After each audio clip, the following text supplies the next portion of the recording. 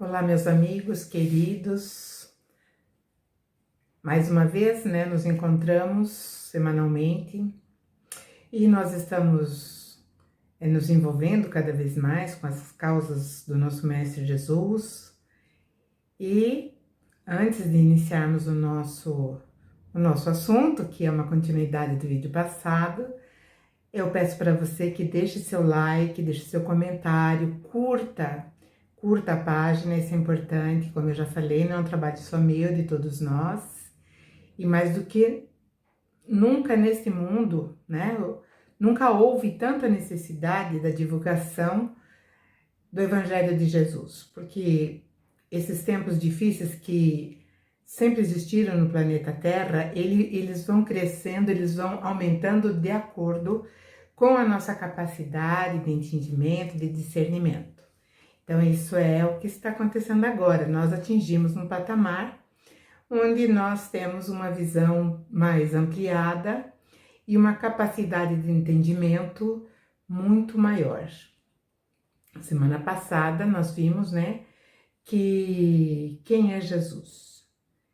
E essa descrição que nós vamos começar agora nessa série de vídeos, eu digo que talvez uns 4 ou 5, ele próprio é que vai começar a se revelar de uma forma muito ampla, E como nós estamos aprendendo a sair, a fazer aquela transição daquilo que nós achávamos antes que era importante pelo processo religioso ou pela nossa crença, Então nós começamos a perceber que agora é diferente. Então nós não temos mais esse Jesus de altar, esse Jesus de igrejas, esse Jesus, que muitos se acham donos ou então paladinos sobre tudo que ele falou. Não, Jesus é liberdade. Ele é liberdade e ele veio para nos trazer essa libertação. É por isso então que eu tenho essa quase necessidade de continuar falando dele, porque ele é o que nos move, ele é aquele nosso norte, ele é a nossa bússola, ele é tudo o que nós precisamos ouvir e entender para prosseguirmos a nossa caminhada evolutiva, senão nós estaremos sim estagnados. Em João 4:35, semana passada eu falei 31, 32, 33 e 34. Então hoje nós vamos nos fixar no 35, quando ele diz assim, ele está falando com os discípulos: não dizeis vocês ainda que há 4 meses até que venha a ceifa? Eu digo, levantem os olhos e vejam as terras. E aí nós vamos ver isso paulatinamente. Então, como ele falou, a comida dele, aquilo que satisfaz, aquilo que alimenta, a parte espiritual, é fazer a vontade daquele que o enviou. E ele quis passar isso para os discípulos, para que os discípulos entendessem que por mais, digamos assim, que por mais louca que fosse aquela rotina, aquele trabalho, aquela busca incessante de pessoas querendo que ele resolvesse alguns probleminhas, ele ainda fala, que não é o cansaço físico, o alimento vem daquele que o enviou. E aí nós vamos entender também, que quando ele prossegue a sua fala, é muito certo que os discípulos já haviam entendido, já haviam assimilado sobre como matar a fome do Espírito. E a fome do Espírito, meus queridos amigos, ela não tem a sensação da nossa fome física. A fome do Espírito é uma inquietação, é como se nós estivéssemos deslocados do lugar onde estamos E muitas vezes nos questionamos, tem pessoas que estão passando por tantas dificuldades, e por que que eu, que tenho determinadas coisas, perto de outras, que são bem significativas para ter uma vida mais tranquila aqui no mundo material, por que que eu sofro tanto? Por que que as coisas não me satisfazem? Porque essa é a fome do espírito. E a fome do espírito, para nós, ainda, ela se manifesta de maneira de uma insaciedade muito grande. Porque como nós não temos o prato certo para nos servir, então nós ficamos fazendo beliscos, né, em outras coisas, e onde nós nos afastamos daquilo que é a nossa fonte primordial de fortalecimento e de alimento. Quando Jesus fala para os discípulos, levantai os olhos e vejam a terra. Quando ele diz isso, levantai os olhos, né? Porque, veja, vamos colocar isso no nosso momento atual. Hoje o nosso presente, ele nos obriga a fazer o quê? A olhar para baixo. Ou, no máximo, olhar a linha do horizonte. Então, essa é a nossa situação, né? Não levantar os olhos. E nós, como nós ficamos com os olhos fixos no chão, no máximo na linha do horizonte, nós percebemos que quando nós olhamos para baixo dessa forma, desse comportamento, nós só vamos perceber aonde rasteja, né? Onde rastejam os medos. E são vários medos, né? Então é medo, medo, medo, medo. Então vamos falar um pouquinho sobre quais são esses medos. Medos de ficar doente. Nós morremos de medo de ficar doentes. Medos de ser infectados, agora nesse momento, é a palavra de ordem. Ou nós temos medo de infectar alguém por um minúsculo ser visto apenas em microscópios modernos. Será lógico isso? Isso tudo não é muito estranho? Nessa altura do campeonato, da nossa caminhada? E nós também temos medos, né, de não sermos aceitos como somos, de sermos julgados pelas nossas opiniões, por aquilo que nós entendemos, pelo nosso parecer. E nós, dessa forma, nós vamos fazendo o nosso caminho, com pés machucados, sangrando, porém, dentro de lindos sapatinhos de cristal. Eu digo sempre que esse conto, né, da gata borralheira, eu sempre achei que era extremamente desconfortável aquele sapatinho de cristal. E realmente é quando você sai da tua realidade, quando você atravessa esse portal, automaticamente você coloca esse sapatinho de cristal. E, diferentemente da gata borralheira, nem sempre ele sai dos nossos pés, ou nós perdemos, ou tiramos à meia-noite. Nós percorremos uma longa estrada, um longo caminho, com esses sapatinhos totalmente desconfortáveis, impossíveis de fazer uma caminhada. E na nossa linha limite de visão, vamos vendo apenas a loucura dos outros. Nós vamos observando as sandices e nem percebemos, né, que na verdade nós também usamos um capacete, né, que modela as nossas concepções puramente terrenas. Nós não cogitamos muito assim daquilo que é extra físico. Nós estamos caminhando sempre nessa linha terrena. Então é isso o capacete que eu me referi, né? E nesse capacete não permite que nós cogitemos de algo mais além, que nós percebamos algo além daquilo que nós achamos que é a mesmice, aquilo que nos faz todos os dias, né? Fazer sermos as mesmas pessoas, do mesmo jeito, da mesma forma, olhando as coisas da mesma maneira. E isso tudo, né, nós vamos ver que também temos o medo de acabar a comida do mundo, né? O mundo vai acabar porque não vai sustentar todo mundo, é muita gente.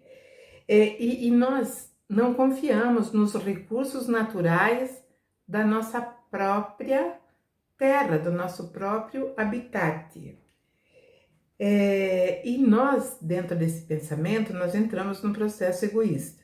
Porque nós pensamos assim, e eu? E se chegar até mim essa situação? Como vou ficar nessa? Então, nós, instintivamente, nós entramos nesse nosso mundo egóico, onde nós pensamos mais na nossa sobrevivência. É certo até determinado ponto. Mas será que é isso que Jesus quis falar? Quando ele diz, que nós, né, ali no versículo, vejam as terras que já estão prontas para a ceifa. Aí ele diz assim, né? Vocês não dizem que ainda há 4 meses até que venha a ceifa? Quando Jesus fala em 4 meses, ele está se referindo a um curto tempo. É um espaço de tempo muito curto. Para ele, para nós, pode demorar um pouco mais. Então, nesses 4 meses que Jesus falou, ele sabia que muitas coisas mudariam. E mudaram, realmente. E nós, de alguma forma, no passar desse tempo, nós nos preparamos, sim, para essa mudança. E só que de uma forma equivocada. Em primeiro momento, nós achamos que o mundo acabaria, não chegaria a 2000, né? Existia até um dito popular que 1000 chegaria, em 2000 não, e muitas pessoas equivocadamente falam que isso está escrito em algum evangelho, não está escrito em lugar nenhum, né? Então, de qualquer forma, no geral, nós sabemos que tudo vai, em determinado momento, entrar no seu ponto final ou ponto crítico. E outros, né, vamos ver as várias maneiras que as pessoas veem, outras pessoas, elas acreditam que serão assuntos aos céus.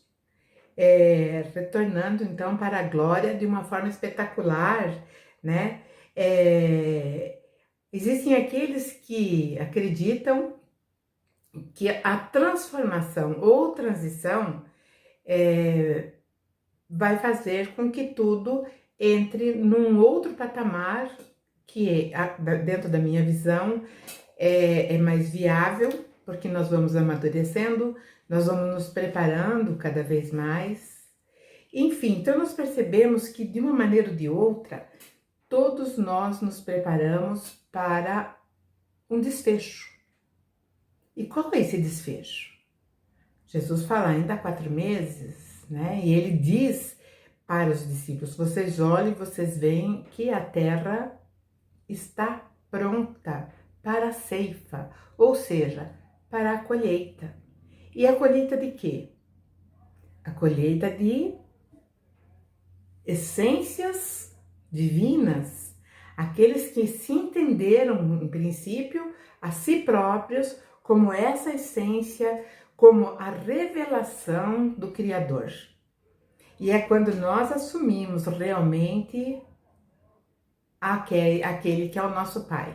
Então, Jesus, ele vem para que nós tenhamos esse discernimento, né? Essa visão de que nós temos, sim, algo se aproximando e que, de alguma forma ou de outra, nos levará à prestação de contas. Seja de qualquer maneira, nós teremos, sim, porque nós teremos que responder o que nós fizemos a respeito, né, da riqueza que nós recebemos. Então, mais para frente nós veremos as parábolas, né? Quando ele fala sobre os talentos, o que nós fizemos daquilo que nós trouxemos como premissa primeira, né? Como filhos desse Criador, o que nós fizemos? Nós sentamos e reclamamos, ficamos olhando para baixo, acenando a cabeça que é impossível viver num mundo assim, que esse mundo não foi feito para o ser humano, porque é um mundo onde muitas pessoas, né, acreditam que seja mais acertadamente feito para que outra espécie vivesse aqui, não o ser humano inteligente, né? E essa prestação de conta, afinal de contas, vamos entender que ela é justa. Afinal, nós recebemos muitas coisas. E Jesus, nosso guia, ele nos concedeu minúcias de como caminharmos, de como traçarmos esse trajeto tão importante de aprendizado, de entendimento. E principalmente, entender o caminho que nos leva à liberdade. Se nós não entendermos Jesus, não entenderemos o caminho que nos leva à liberdade.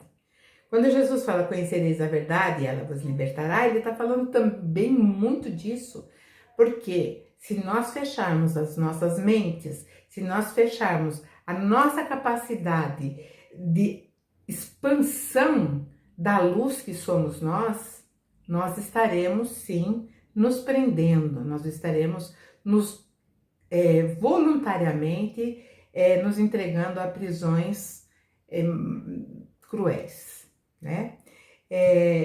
E aí Jesus fala, vejam, levantai os vossos olhos e vejam as terras que já estão brancas. Ele vai usar a palavra brancas para a ceifa. E aí eu fiquei pensando, por que as terras estão brancas? Quando ele fala terra, ele não está falando do mundo, ele está falando mesmo de uma colheita, ele está falando daquilo que a terra produziu. E o nosso planeta, ele tem a primeira necessidade é fazer com que todos os seres evoluam. Então essa é a primeira necessidade. E quando Jesus diz assim, estão brancas, a gente vai pensar, branco, será que era a plantação de algodão que ele estava falando? Não. Ele está falando de mentes claras, né? Mentes abertas, prontas para servir o bem maior. Então, ele diz aqui, né? Levantai os vossos olhos, veja as terras que já estão brancas para a ceifa. Percebam, meus queridos amigos, amados irmãos, que realmente hoje, no sistema que nós estamos inseridos, nós realmente precisamos tomar muito cuidado com aquilo que nós levamos para a nossa essência, para a nossa centelha. Então, vocês imaginem algo divino, algo puro, que através da nossa invigilância, ele começa a ser minado, ele começa a ser conspurcado, e assim nós vamos sujando algo que é divino, que é do nosso Pai. Então Jesus fala, a terra então, né, estão brancas. Vamos clarear as nossas mentes? Vamos olhar o mundo de maneira diferente? Vamos perceber tudo à nossa volta com uma outra dinâmica? Porque é dessa forma que nós venceremos aquilo que mais nos aterroriza, que é o medo. E é dessa forma também que nós serviremos muito mais aos propósitos do nosso Pai Criador e de Jesus, nosso Mestre, conselheiro e guia, e além de tudo, nosso irmão. Então, meus irmãos, continuaremos no próximo vídeo a respeito, né, desse assunto e vamos mergulhar cada vez mais fundo nas palavras do nosso Mestre Jesus. Espero que vocês tenham uma semana produtiva, maravilhosa e que pensem sobre isso. Tá? Deixem seus comentários. Se tiverem alguma dúvida, também deixem ali nos comentários que eu responderei, tá bom? Agradeço a vocês a atenção e beijo a todos, muita paz, até a próxima!